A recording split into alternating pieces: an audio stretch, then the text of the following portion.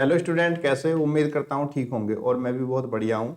इससे पहले मैंने प्रश्नावली 1.1, 1.2, 1.3 जो है वो अपलोड कर दी है, जिसका लिंक आपको इसके डिस्क्रिप्शन में मिल जाएगा। और आज की वीडियो में हम करेंगे प्रश्नावली 1.4। ठीक है बच्चों, चलिए करते हैं। पहला प्रश्न है आपका, निम्नलिखित में से प्रत्येक समुच्चय युग्म का सम्मिलन ज्ञात कीजिए। और हाँ बच्चों, आप हमारे अगर नए व्यूवर हैं तो चैनल को सब्सक्राइब जरूर कर लीजिए, क्योंकि बच्चों में आपके सपोर्ट की बहुत ज्यादा जरूरत है। आप हमारा चैनल देख सकते हो, इस पे आपको जो है पर्टिकुलर डेली वीडियो अपलोड की जाएगी, जिसमें आपका पूरा कोर्स कराया जाएगा, क्लास 11 12th का भी और 9 10th का भी। ठीक है बच्चों, तो चलिए देखते हैं क्वेश्चन। निम्नलिखित में प्रत्येक युग्म का सम्मिलन ज्ञात कीजिए। तो सबसे पहले तो बच्चों सम्मिलन क्या होता है ये जानिए आप। सम्मिलन क्या होता है?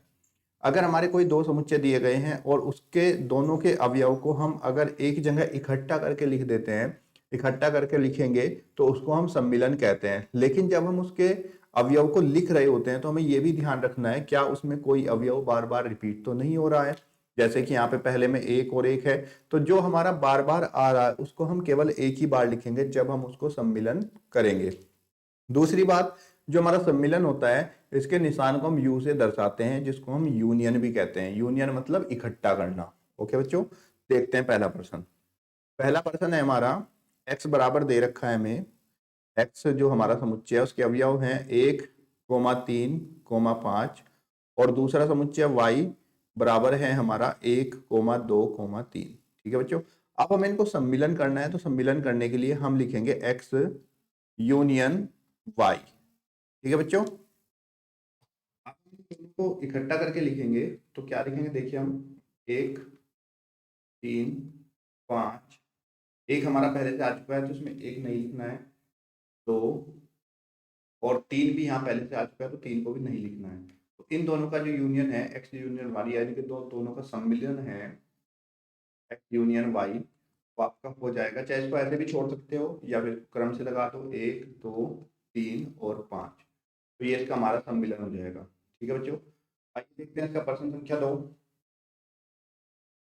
दूसरी है हमारी, जो हमारा पहला समुच्चय है ए, वो है AEIOU।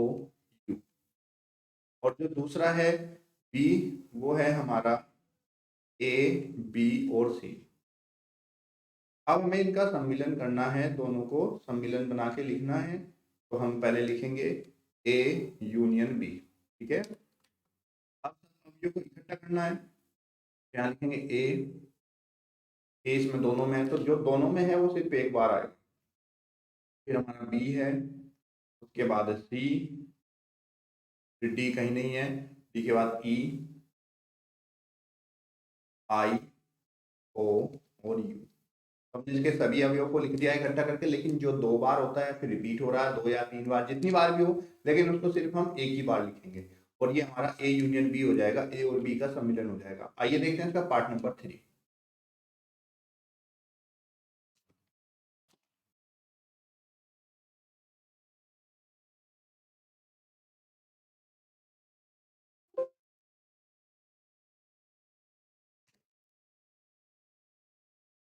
पार्ट नंबर 3 है हमारा, x एक प्राकृतिक संख्या है और 3 का गुणज है। एक ऐसी संख्या है जो 3 का गुणज है, और b जो है हमारा एक संख्या है जो 6 से कम एक प्राकृतिक संख्या है, जो 6 से कम है और एक प्राकृतिक संख्या है। तो हमें इसका यूनियन बताना है कि a यूनियन b क्या होगा।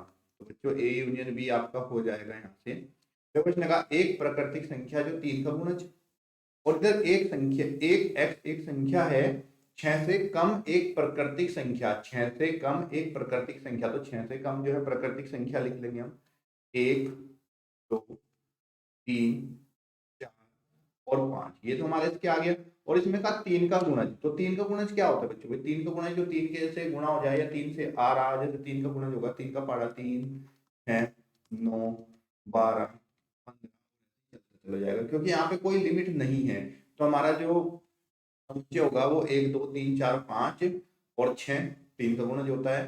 फिर 6 के बाद आएगा आपका 9, क्योंकि ये भी 3 का गुणज है, फिर 12, और ये ऐसे ही चलता चला जाएगा। और ये हमारा ए यूनियन बी, ए और बी का सम्मिलन हो जाएगा। A union B 1, 2, 3, 4, 5, 6, 9, 12। ठीक है बच्चों, आइए देखते हैं इसका पार्ट नंबर 4। पार्ट नंबर 4 में बताया गया है कि एक ए समुच्चय है जिसमें एक्स एक्स एक प्राकृतिक संख्या है जहां एक्स का मान 1 से बड़ा और 6 के कम या 6 के बराबर हो सकता है।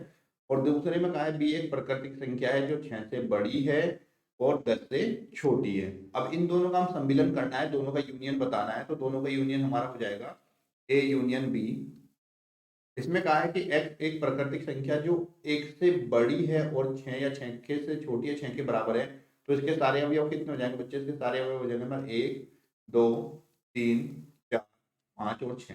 लेकिन इसमें एक नहीं आएगा क्योंकि 1 से बड़ी है संख्या। अगर यहाँ पे इस तरह का निशान होता तो हम कहते 1 के बराबर भी है तब 1 को ले लेते, लेकिन यहाँ पे हमारा आया है 1 से बड़ा, तो 1 से बड़ा आपका 2 होती है प्राकृतिक संख्या, इसलिए हम यहाँ पे 2 से शुरू करें, 2 3 4 5 6। और जो बी हमारा समुच्चय है उसमें कहा है कि प्राकृतिक संख्या जो 6 से बड़ी है, 6 से बड़ी है, तो 6 से बड़ी आपकी संख्या होगी 7 8 और 9। और 10 से छोटी है तो यहाँ पे 10 को नहीं लिया जाएगा क्योंकि यहाँ पे 10 से छोटी कहा है, 10 के बराबर नहीं कहा गया। अगर यहाँ पे ये निशान होता तो हम 10 को ले लेते। तो इन दोनों का जो सम्मिलन होगा ए यूनियन बी होगा हमारा, वो 2 3 4 5 6 7 8 9 आ जाएगा, क्योंकि इसमें हमारे ए के भी अवयव आ गए हैं और बी के अवयव भी आ गए हैं, इसलिए इनका सम्मिलन ये होगा।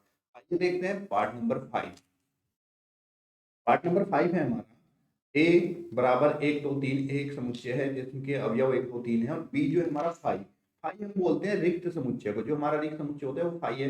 अब दोनों के अवयव को हम इकट्ठा करेंगे, ए यूनियन बी लिखेंगे, तो बच्चों हमारा ए यूनियन बी क्या होगा? 1 2 3। और फाई को हम समुच्चय के अंदर प्रदर्शित नहीं करते हैं क्योंकि एक रिक्त समुच्चय होता है।